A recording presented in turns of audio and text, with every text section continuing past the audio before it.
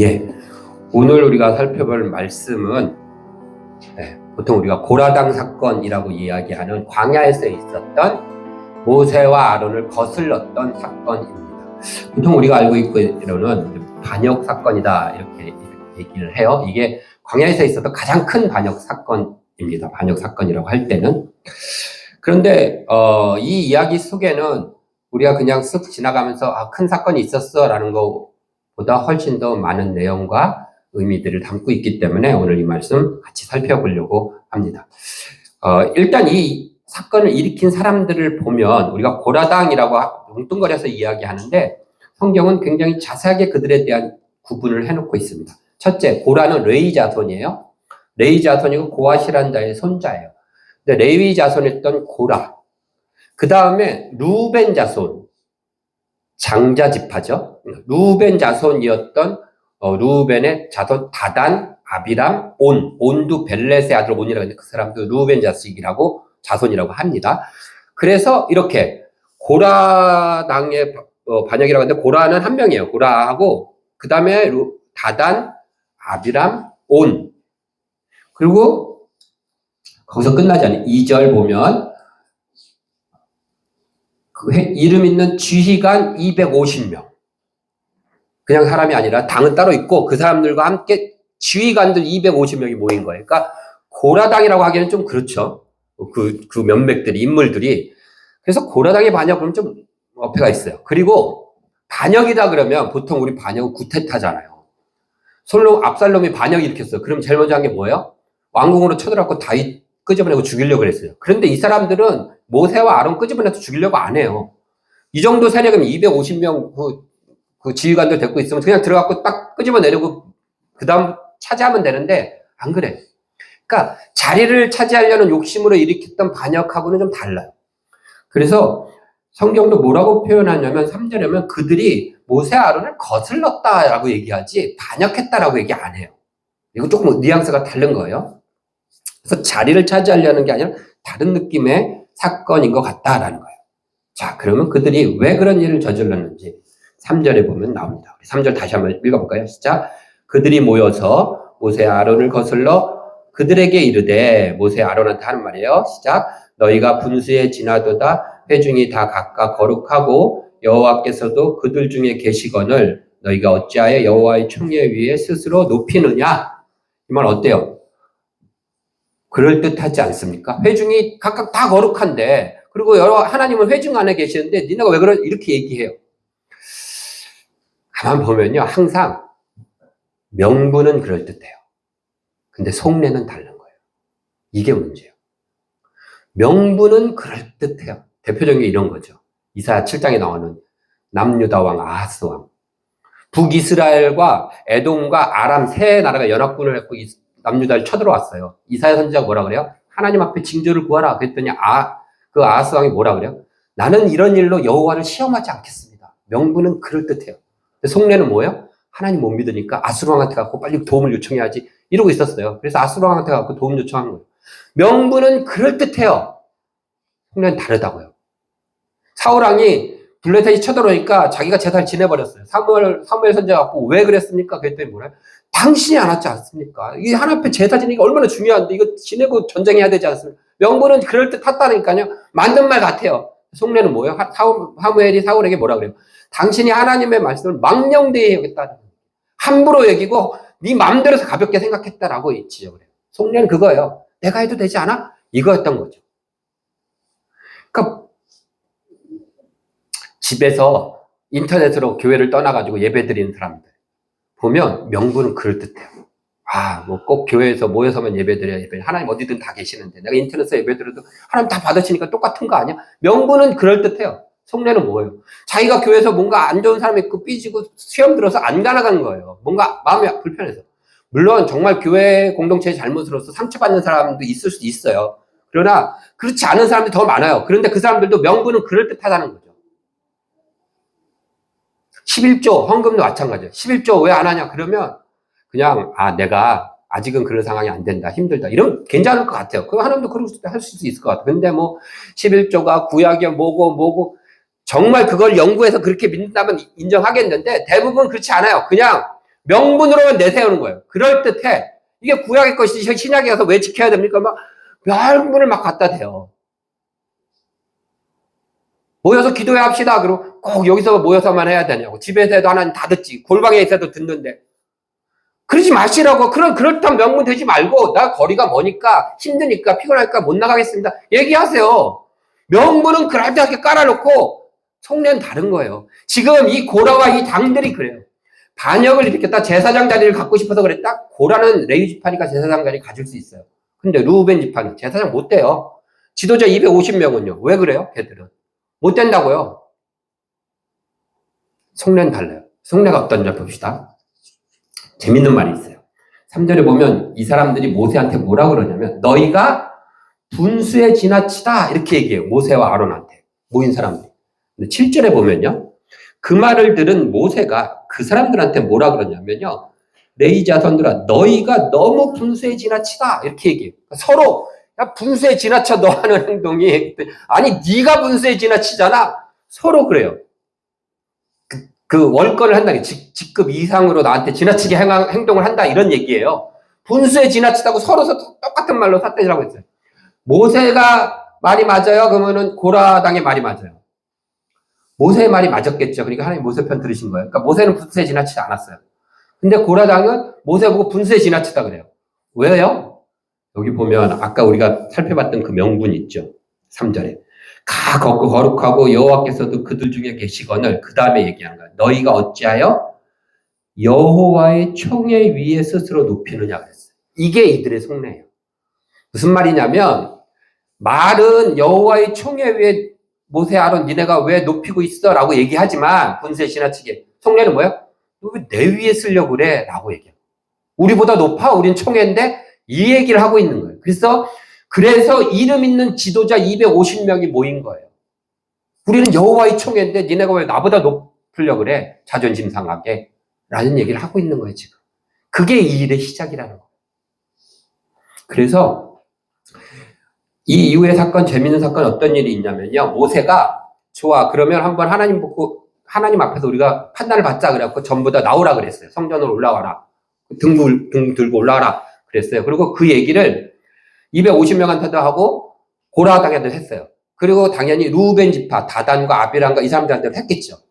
근데 루벤 지파였던 다단과 아비람과 얘네들이 뭐라고 대답했는지 알아요? 안 가 그래요. 내가 왜 올라가? 네가 오라 그러면 내가 가야 돼? 라고 얘기해요. 12절 봅시다. 12절 읽습니다. 모세가 엘리압의 아들 다단과 아비람을 부르러 사람을 보냈더니 그들이 이르래 뭐라 그래요? 우리는 올라가지 않겠다. 네가 부르면 내가 가는 사람이야? 라고 얘기하는 거예요, 이들이. 그러면서 뭐라고 얘기하냐면 13절, 13절에 보면 네가 우리 왕이냐? 그렇게 얘기해요. 네가 왕이야? 그 네가 오라 그러면 내가 가야 돼? 라고 얘기하는 거예요. 이 사건의 핵심은 여기 있었던 거예요. 그래서 이름 있는 지도자 250명도 똑같은 마음으로 모세 아론 앞에 거슬러 나간 거예요.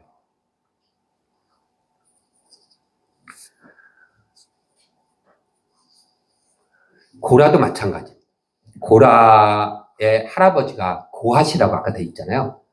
그 고핫이라는 사람이 모세와 아론의 할아버지예요. 그러니까 고라는 모세 입장에서는 작은 아버지네 아들이에요. 동생. 고라 입장에서는 모세와 아론이 큰 아버지네 형들이에요. 그런데 모세와 아론은 성전에 들어가면 제사장 옷 입고 막 이렇게 있잖아요. 근데 자기들은 뭐 해요? 이 사람들이 했던 일이 뭐냐면요. 떡 만드는 일을 하고요. 천막 옮기는 일을 했어요. 성전 막. 나는 짐꾼 같이 이거 하고 떡이나 만들고 있고 너네들은 폼 잡고 있고 이렇게 되는 거죠. 그런데 그렇지 않아요. 모세가 고라에게 뭐라고 얘기하냐면요. 9절에 한번 보세요. 9절에. 이 내용 길어서 제가 중간에 얘기하는 거예요. 이스라엘의 하나님이 이스라엘 회중에서 너희를 구별하여 자기에게 가까이 하게 하사 여호와의 성막에서 봉사하게 하시며 회중 앞에서 그들을 대신하여 섬기게 하심이 너희에게 작은 일이겠느냐라고 얘기해요. 그러니까 이 고라나 이 땅은 그게 작은 일이라고 생각하는 거예요. 자기가 하는 일이 작은 일이고 나를 이렇게 하찮게 대우해? 내가 이런 일이나 할 사람이야? 라고 생각한 거예요. 그러다 보니까 그 마음에 그런 생각이 드는 거예요. 불만이 생기고 자존심이 상하고. 교회 그렇죠. 그런 경우도 있죠. 화장실 청소하라고? 나를 이렇게 대해? 그렇게 하는 거예요. 내가 뭐가 부족해서. 나도 레이 집하고 나도 똑같은 할아버지 아들인데 하는 거죠. 이 고라 집안에 또 작은 아버지가 또 있어요. 그 모세의 작은 아버지 되는 거죠. 셋째 아들쯤 되죠. 그 셋째 아들의 아들이 있어요. 엘리 이름이 지금 정확히 생각 안 돼. 이 사람 뭐냐면 고라 자손의 족장이에요. 아니 내 사촌 동생은 족장시키고 형들은 그거 해먹고 나는 이거야? 라고 하는 거예요. 여러분 이 자존심의 문제가요. 별거 아닌 것 같아도 굉장히 중요해요. 살아가면서. 형제들이 왜 싸워요? 처음에 잘할 때. 다율이, 다원이, 우리들도 마찬가지예요. 처음 자존심 때문에 싸워요. 형하고 동생하고 왜 싸워요? 자존심 대결인 거예요. 부부 처음 결혼하면 왜 싸워요? 자존심 상해서 하는 거예요. 당신 집안이 어쩌고 그럼 자존심 확 상하잖아요. 그거는 어떻게 표현하기도 그렇고, 막 회사에서도 직장 상사가 막 양말 빨아 오래. 이 분수에 지나치지 하지 않아요? 자존심 상하는 거죠. 이게 굉장히 심각한 문제예요. 우리 별거 아닌 것 같아도 들고 일어날 만한 문제라는 거죠. 그런데 하나님은 고라 자손을 작게 여기지 않았어요. 민수기 4장에 보면 고라 자손이 했던 그 빵 만드는 일은요. 진설병, 성소 안에 들어갈 진설병을 만드는 일이에요. 하나님 앞에 받쳐지는 빵을 만드는 거예요. 성막을 옮기는 일을 했거든요. 근데 그 성막도요, 고라 자손들은 성소에 있는 물건을 옮겼어요. 성소에 있는 물건을 함부로 아무나 만지면 죽어요. 그 일을 고라 자손들이, 고앗 자손들이 했어요. 그래서 하나님 뭐라 그러냐면요. 고앗 자손들은 그 명맥이 끊어지지 않게 하라 그래요. 이들이 고앗 자손이 없어지면 성소의 물건들을 옮길 수가 없어요. 그러면 죽는 거예요. 만지면 다 죽으니까 이 자손들은 끊어지지 않게 하라라고 하나님 말씀하실 정도로 함부로 여기지 않으셨어요. 하나님 일을 하는데 함부로 여기는 게 어디 있어요. 그래서 오늘 이 사건이 일어나서 고라 자손이 죽었잖아요. 민수기 26장 보면 26장 11절에 보면 뭐라고 써 있냐면요. 이 사건을 언급하면서 고라의 아들들은 죽지 아니하였더라라고 기록하고 있어요. 그래서 그 명맥이 끊기지 않은 거예요. 그 시편에 가면 고라 자손의 시들이 나오기 시작하는 거예요. 함부로 대하지 않았어요. 그러니까 교회에서 특별히 하나님과 관계를 일하면서 자존심 챙기지 말고요. 자부심을 챙기는 겁니다.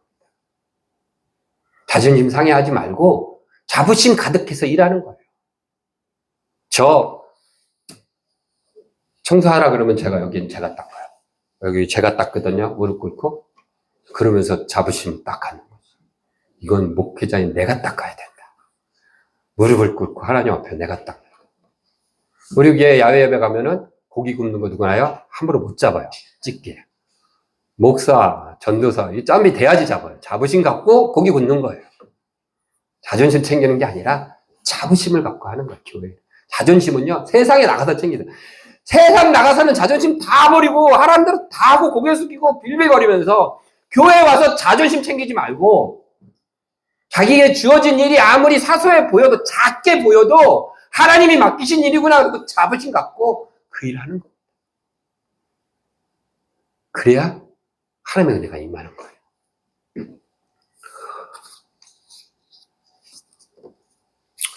그래서 어떻게 됐나요? 땅이 갈라져서요. 고라와 루벤 자손들, 그 아들들, 자식들, 아까 고라 아들들은 빼고, 그리고 그들이 갖고 있는 재산, 집, 몽땅 다 삼켜버렸어요. 그리고 250명의 그 이름난 지도자들은요, 하나님의 불이 나타나갖고 다 태워버렸어요. 그리고서 이 사건이 마무리된 듯 했습니다. 여기까지 우리가 보통 알고 있는 이야기죠. 그러나 더 심각한 일은 그 다음날 생겼어요. 이튿날. 우리 16장 41절을 봅시다. 찾으셨나요? 네, 읽어봅시다. 시작. 이튿날 이스라엘 자손의 온 회중이 모세와 아론을 원망하여 이르되 너희가 여호와의 백성을 죽였도다. 그런 일이 일어나고 막 하나님 앞에서 다 죽었으면 백성들이 나와가지고 우리가 잘못했습니다 해야 되잖아요. 근데 니네가 다 죽였어. 그러고 오히려 막 원망을 하는 일이 벌어진 거예요. 이튿날. 왜요? 간이 배 밖으로 나왔나? 왜요? 잘 보세요. 지금 이 말을 모세와 아론에게 하고 있지만 지금 누구한테 하는 것 같아요? 하나님 앞에 하는 거예요. 하나님께 불만이 생긴 거예요. 모세는요, 15장에 보면 모세가 하나님 앞에 이런 얘기를 해요. 나는 내 백성을 한 명도 해치지 않았습니다. 근데 왜 저들은 나만 보면 네가 죽였지 합니까? 모세가 한 건 뭐예요? 율법을 엄격히 지킨 거예요. 그런데 15장, 바로 앞에 15장에 보면 재미난 이야기가 하나 기록되어 있어요. 민수기 15장은 15장 1절만 한번 읽어볼게요. 15장 1절 한번 가보세요. 1절, 2절 보면 제가 읽겠습니다. 여호와께서 모세에게 말씀하여 이르시되 이스라엘 자손에게 말하여 그들에게 이르라 너희는 내가 주어 살게 할 땅에 들어가서 하나님께서 15장 내용은 뭐냐면 하나님께서 니네가 가나안 땅에 들어가서 어떻게 해야 될 걸 이야기하세요. 그런데 다른 얘기하는 게 아니라 제사에 대한 얘기를 하세요. 번제는 어떻게 드리고 화목제 어떻게 드리고 속죄제 어떻게 드리고 그래서 막 그 밑으로는 그 얘기예요. 전제는 어떻게 드리고 이렇게 드려라 저렇게 드려라 막 얘기를 하다가 중간에 32절부터 재밌는 어떤 사건 하나를 기록하는데 그게 무슨 사건이냐면요. 어떤 사람 하나가 안식일에 나무를 하러 갔어요. 안식일을 범한 거예요. 잡혀왔어. 근데 잡혀와가지고 잡아다 놓고 감옥에 놔두고서 얘를 어떻게 해야 되지? 안식일을 범하긴 했잖아요. 근데 한 일은 뭐 나쁜 짓을 한 게 아니라 나무한 거야. 그 일을 어떻게 처리하지? 그러고서 모세한테 물어봤어요. 모세가 하나님 앞에 물어보니까 하나님 뭐라 그래? 돌로 쳐 죽여라. 하고 돌로 쳐서 죽였더라 라는 사건이 기록돼 있어요. 32절. 한참 제사 지내는 거 얘기하다가. 전 이게 연관이 있는 것 같아요. 여러분도 어떻겠어요? 하나님 너무했다는 생각 안 드나요? 나무하러 갔는데 안식일에 나무했다고 잡아다가 돌로 쳐서 죽였어요. 그 사람의 가족들이 봤을 때 어떨까요? 그렇게 교회에서 만약에 그렇게 엄하게 법이 이게 집행이 된다. 예배 시간에 하품하면 하면 막 벼랑 맞아 죽는다. 뭐 어떻게 사람 살겠어요? 그렇지 않을까요? 그 생각이 들은 거예요. 고라가 잘못했죠, 그 당들이. 그러나 분수에 지나치다 그랬다고 싹 잡아서 그냥 불로 태워 죽이고 막 이런 버리는 거예요. 이름 있는 지도자들이었어요. 이름 있는 지도자를 따르는 팔로워들이 얼마나 많았겠어요. 250명이에요. 따르는 팔로워들이 얼마나 많았겠어요. 그런데 불타 죽는 거예요, 눈앞에서. 너무하시다는 생각이 드는 거죠. 하나님이 지키라고 한 하나님의 율법과 말씀이 이거 너무하는 거 아니야? 라는 불만과 불평이 모세와 아론에게 나온 거예요. 이튿날 사람들이. 큰일 난 거죠. 일부가 반역을 한 게 아니라 이스라엘 백성 전체에 퍼진 거예요. 하나님 다 죽여버리겠다 그랬어요. 왜요? 나한테 지금 덤비는 거니까. 망령되이 행하는 거니까. 민수기 16장 30절에 보면요. 뭐라고 되냐면 그들이 여호와를 멸시한 것이더라고요. 30절에. 근데 모세가 아론한테 이렇게 얘기해요. 이 사건이 어떻게 해결되냐면 급히 가갖고 향로를 가져가서 그들 앞에 쓰라 그래요. 그래서 아론이 가갖고 48절 봅시다. 읽겠습니다. 시작. 죽은 자와 산 자 사이에 섰을 때에 연병이 그치니라. 누가? 아론이. 그림을 한번 그려보세요. 죽은 자와 산 자 사이에 아론이 가서 딱 서니까 사는 거예요. 어떤 그림이 그려지세요? 죽은 자의 산 자 사이에 섰어요. 전 예수 그리스도의 십자가가 생각났어요. 죽은 자와 산 자 사이에 세워진 그리스도의 십자가처럼 죽은 자와 산 자 사이에 아론이 가서 쓰니까 연병이 그쳤어요. 우리 마음속에도 이거 따라야 돼 너무 심한 거 아니야? 때로는 살면서 불평과 불만이 있을 수 있어요. 그러면서도 또 한편으로는 그래도 감사하고 순종해야지 하는 두 가지 마음이 있을 수 있어요. 그럴 때 어떻게 해요? 예수의 십자가를 그 사이에 세우는 거예요. 그래서 예수 그리스도의 십자가를 보는 거예요. 그러면 살아요, 여러분. 자존심이 상하고 그럴 때 자존심과 자부심 사이에 그리스도의 십자가를 세우는 거예요. 그러면 삽니다.